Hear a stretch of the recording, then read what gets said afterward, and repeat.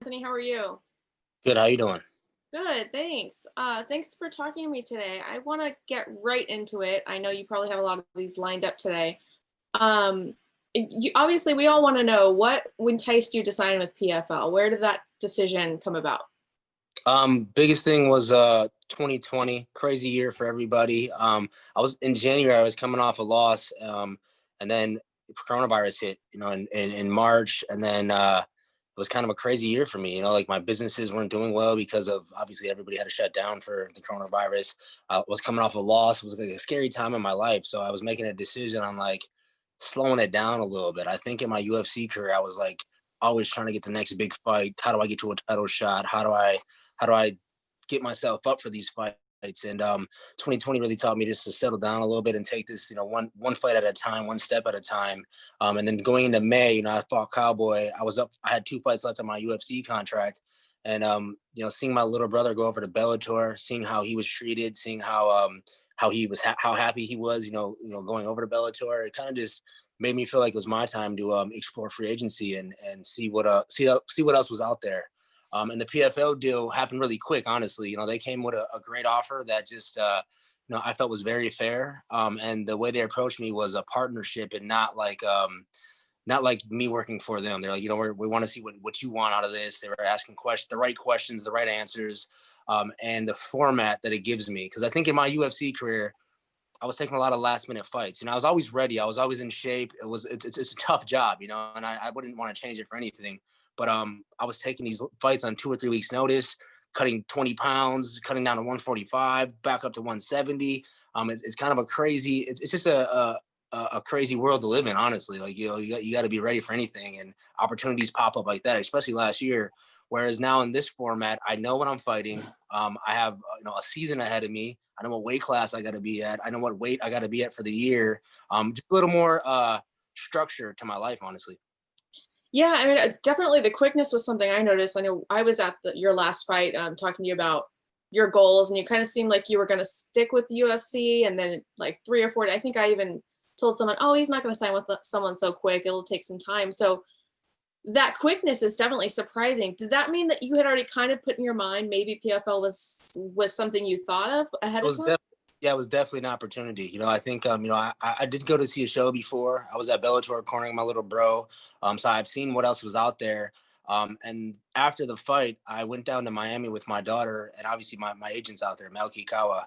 And the opportunities were already coming. So it was like kind of one of them things like, do I want to wait until the new year or should I start this new year fresh with a new home, a new set of goals? And that's what I wanted to do. I wanted to have something ready for next year for me to get right back into work. Because in this game, there's so many young, hungry guys out there. I started my own management company and I signed about 80 new fighters, and to see their level of intensity and how much they want this and their drive, it's there's a lot of guys I want to be where I'm at. So I'm blessed to be where I'm at.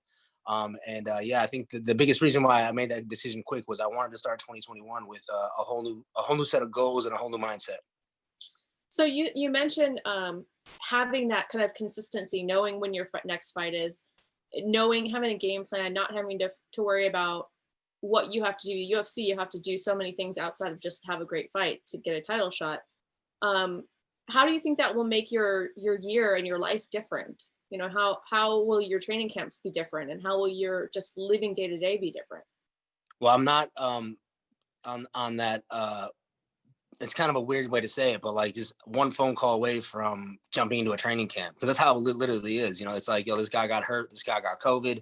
Are you willing to jump on and get into these fights?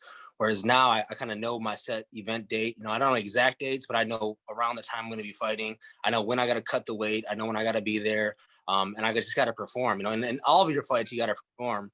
But like you said, there's a lot that goes around the UFC where it's like I said, last minute opportunities that I was taking. I was taking all of them. I was taking the big names. I was taking the big fights. Cutting the big weight, and I had a great time doing it. But I feel like at this part of my career and where I'm at now, the structure is what I'm looking for. The opportunity to become a champion in 1 year, in 12 months. It's a real season, and I feel like I said, the way they approached me as a partnership was a big thing for me. And you mentioned your management team.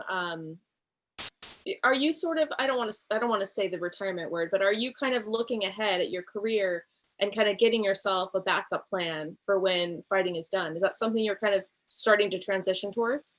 Well, I've always done that. I started my own businesses when I was young. At 16 years old, I had my first martial arts gym, and I pulled back away from that. Now I'm back into having my gyms. I have my barber shops, my other businesses that I have that besides my martial arts career. But Yeah, I wouldn't say like I feel like at this stage in my career, it's like what I was looking for was structure and opportunity. And this is what me fighting my contract out. It was huge, opportunity to be the face of this company and to be the face of this organization, and treat it as a partnership and not like an employee. That was the opportunity I was looking for, and that came. I had to fight my contract out, obviously, for that to come. And it was a scary thing to do, to put yourself in a position where you're only as your value is only as much as your last fight. We know this in MMA. And it was a wild 2020 for me, man. But I feel like we got through it. I feel good and comfortable about where I'm sitting at. I feel like I know where my fights are, and it's just it feels good to have that structure. And you spoke about your brother. Did you ever consider Bellator? Was there ever an offer for Bellator? I know everything happened fast. I don't know if they ever had a chance to even get in there, but was that something you considered as well? Yeah, I was honestly open to any organization. I was gonna wait and see. I was gonna wait and see what came about. But I think when the PFL came and the way they spoke and the way they handled it, and the opportunity they gave me, I felt it was very fair, and there really was no reason to go back and forth with other companies. And like I said, I wanted to start this year with something set in stone, and it happened really quick, and I was actually grateful for that to happen, because now I feel like I'm in a comfortable spot where I can get ready and focus on what really matters, winning fights. And do you have somebody in mind in PFL that you kind of keeping your eye on? Obviously, you have to go through the tournament, but is there somebody you kind of want for your first fight, or something in mind, in a little game plan there? No, not really. I think the tournament structure is definitely different for me. The way you got to win fights, and if you win in the first round, you get points, and based on your points is where your placement is in the finals and the playoffs. So I think that's a little something new for me, something different that we have to address, with my team. But I never really look at even when I was in the UFC, I wasn't looking at divisions and for kind of finding ways. It was like who's winning and who's the next big name, and their champion is their champion 2 years in a row. So that's my work. My work is cut out for me in that there. And I guess my last question for you, hopefully something kind of fun. You look back on your UFC career, what has been can you think of like the moment that you're always going to look back fondest memories, your best moment? My best moment is winning the UFC championship in my hometown. Like going to that Bradley Center, and it's gone now. They redid the whole thing. But as a kid, I went to the Bradley Center, and I was, and even said in the fight, I used to sit up in the nosebleed seats, and to see my name in the lights, and to see my whole city come out, and to win the fight in the first round, flawless victory. I mean, that's something that I would always remember and cherish. Awesome. Thank you so much for talking to me today. And we're going to be watching, and we're excited to see what you do in PFL. Appreciate it. Thank you. Thank you.